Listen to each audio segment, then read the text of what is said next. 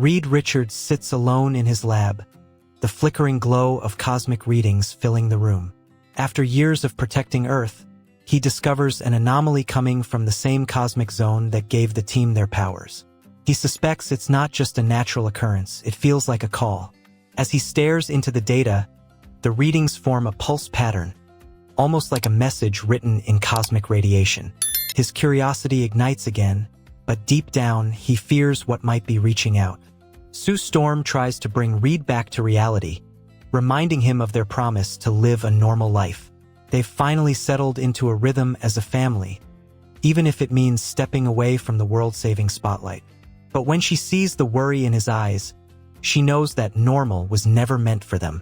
Johnny, restless as ever, craves adventure, while Ben Grimm has been enjoying his peace more than anyone else.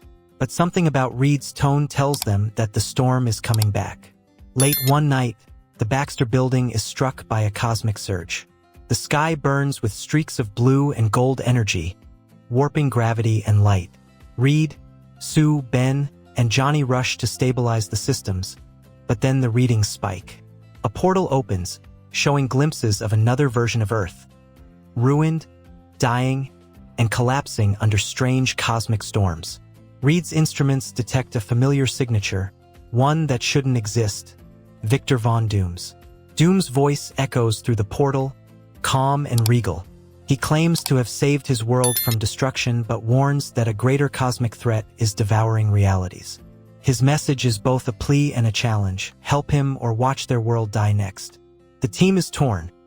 Reed sees the logic, but Ben and Johnny think it's a trap.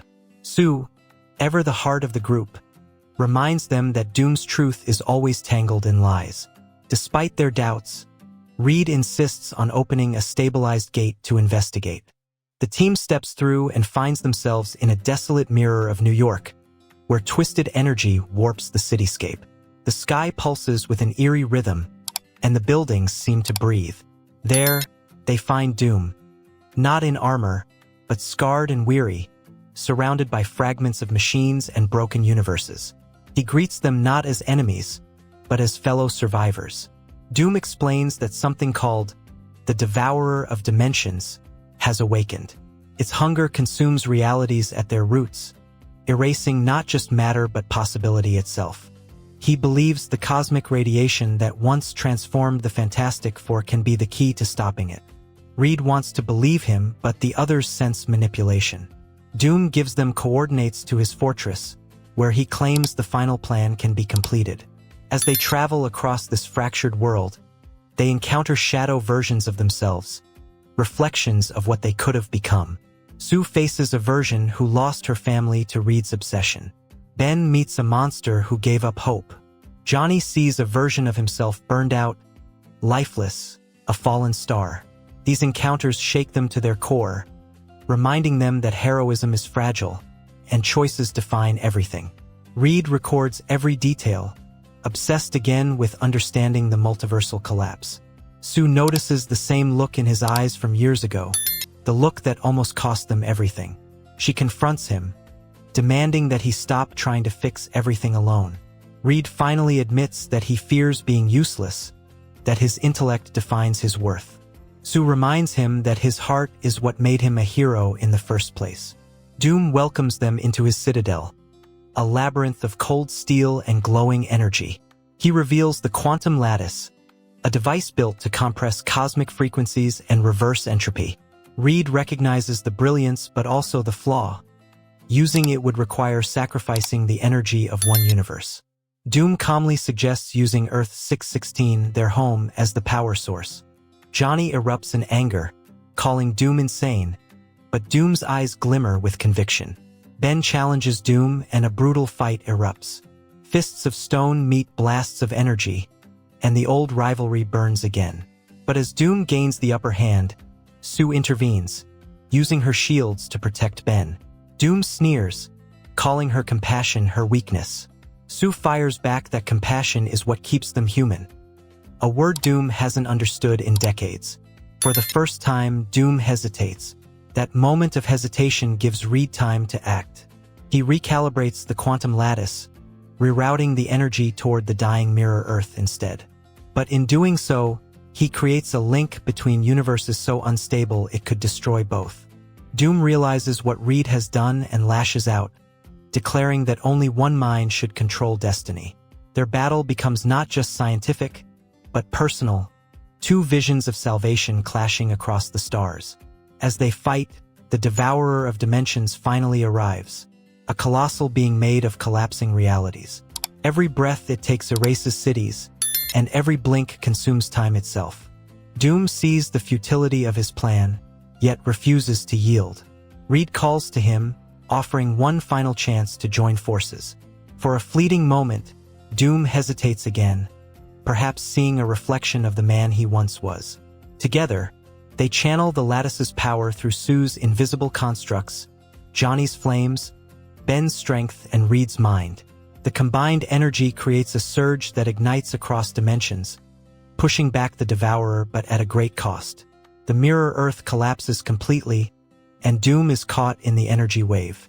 His last words echo, "To save the world, I had to destroy myself." The team returns to their universe, but something has changed. Reed senses the cosmic field still fluctuating, meaning the threat may not truly be gone. Johnny hides his fear behind jokes, Ben drinks quietly, and Sue holds Reed's hand tighter than ever. They've won, but at a price they can't yet measure. Days later, Reed replays Doom's final transmission.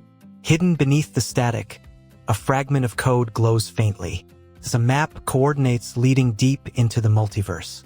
Reed realizes that Doom might have known something more, perhaps even survived in some form. He looks at Sue, torn between curiosity and dread. Meanwhile, in the shadows of Latveria, a faint metallic hand emerges from the rubble. Doom's voice whispers through the static, "You can't destroy destiny, only delay it." The screen flickers with his mask's reflection, glowing faintly in the darkness. Back in the Baxter building, the Fantastic Four make a quiet vow. Whatever's coming next, multiversal storms, cosmic devourers, or Doom reborn, they'll face it together, because that's what family does. Reed begins working again, this time not alone but with Sue, Ben, and Johnny at his side. The screen fades to black as the words appear. For every beginning, there must be another. And in the distance, the stars pulse once more, forming the symbol of 4, burning brighter than ever, ready for the next adventure. Weeks pass, and Reed secretly starts decoding Doom's map, tracing it to a strange void between realities. He hides his work from the team, not wanting to alarm them, but Sue senses something's wrong. Late one night, she finds him studying holographic projections of unfamiliar galaxies, where time itself bends like liquid. Reed admits that he thinks Doom's consciousness might be alive, somewhere beyond their reach.